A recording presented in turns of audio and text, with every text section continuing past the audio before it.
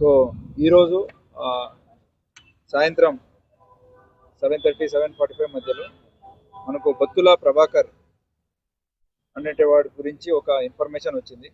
దానికి మన CCS team ఇమీడియట్గా అక్కడికి వెళ్ళడం జరిగింది, ప్రిజం పబ్ దగ్గర.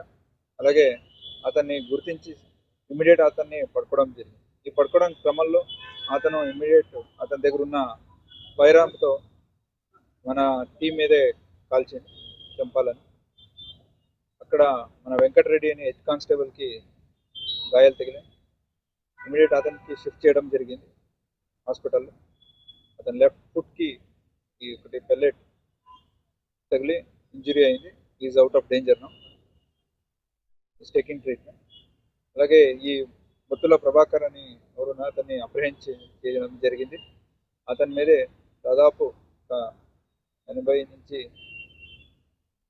70 వరకు కేసెస్లు ఉన్నాయి మన తెలంగాణ అండ్ ఆంధ్ర రెండు రాష్ట్రంలో. ఇతను HB/9 అలాగే ఈ రాబరీ కేసెస్లో ఇన్వాల్వ్ ఉన్నాడు. ఇప్పటి వరకు